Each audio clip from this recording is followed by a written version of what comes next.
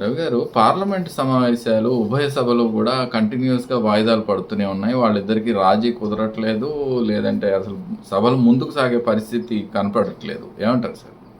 ఖచ్చితంగా పార్లమెంట్ 13వ రోజు 14వ రోజు ఇప్పటివరకు అనుకున్నట్టుగా బిల్లులు ఆమోదింపజేసుకోవాలి, అతి ముఖ్యమైన నియోజకవర్గాల పెంపు చేసుకోవాలని అధికార పక్షం చాలా తహతహలాడుతుంది. కానీ అదే సమయంలో ఆ జంతర్ మంతర్ వాళ్ళ మీద విద్యార్థుల మీద జరిగిన నిర్బంధం, దానికి అమిత్ షా వచ్చి క్షమాపణ చెప్పాలి, రామ మందిరం నిధుల చోరీ మీద తప్పకుండా ప్రభుత్వం ప్రకటన చేయాలి, రెండు విషయాల్లో రాజీ పడడం అనే వైఖరి ప్రతిపక్షం తీసుకుంటుంది. ఈ నేపథ్యంలో మంత్రి కిరణ్ రిజిజు నిన్న రాహుల్ గాంధీని కూడా కలిసి మీరు కొంచెం సహకరించండి, వీటిని ఆమోదింపజేసుకుందాం, అది ఇది అంటే మీ రెండిట్లో మేము రాజీ పడమని వాళ్ళు చెప్పారు.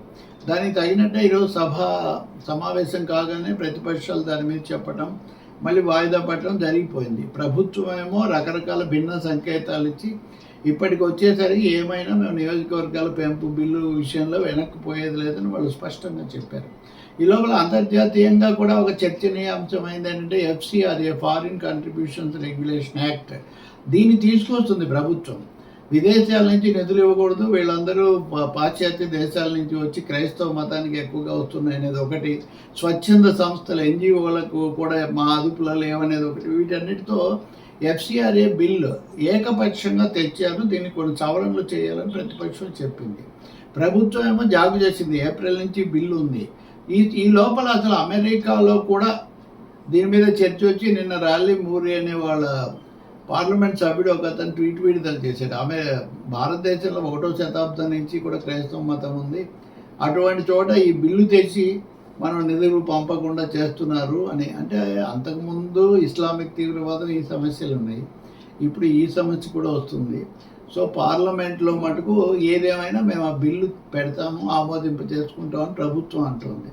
ఒక 5-6 విషయాల్లో ఈ విధంగా ఘర్షణ జరిగే అవకాశం చాలా ఎక్కువగా ఉంది. పైగా వ్యక్తిగతంగా కూడా రాహుల్ గాంధీ పిల్లల్ని అడ్డం పెట్టుకొని తన రాజకీయం చేసుకోవాలనుకుంటున్నారని కిరణ్ రిజిజు అంటుంటే, మీరు క్షమాపణ చెప్పాల్సిన పోయి వాళ్ళని క్షమాపణ అడుగుతారని ఆయన కానీ ఇతర ప్రతిపక్షాలు కానీ తీవ్రంగా నిలదీస్తున్నాయి. రాజ్యసభ కూడా వరుసగా వాయిదాలు పడుతుంది. బహుశా ఇంకా 14 రోజులంటే ప్రత్యేక సెషన్ పెట్టి అక్కడ చేస్తారంటే ప్రత్యేక సెషన్ ఆలోచన లేదు, ఇక్కడే మేము ఏదో ఒక విధంగా జరిపేసుకుంటామని కేంద్రం చెప్తోంది. ఆసక్తికరమైనది ఏంటంటే ప్రధాని వీడియో దానికి సంబంధించి అది కూడా మెటా దగ్గర నుంచి ఎక్స్ వాళ్ళందరి ప్రకటనలు కూడా ప్రపంచ స్థాయిలోనే వస్తున్నాయి. కాబట్టి ఈ విధంగా భారతదేశంలో మొన్న బొద్దింకల తిరుగుబాటు ఆ తర్వాత వచ్చిన అంశాలు చాలా తీవ్ర చర్చ, నిరసన, ఈ లోపల రైతులు వస్తూ ఉండటం, ఈ వాతావరణం కొనసాగుతుంది.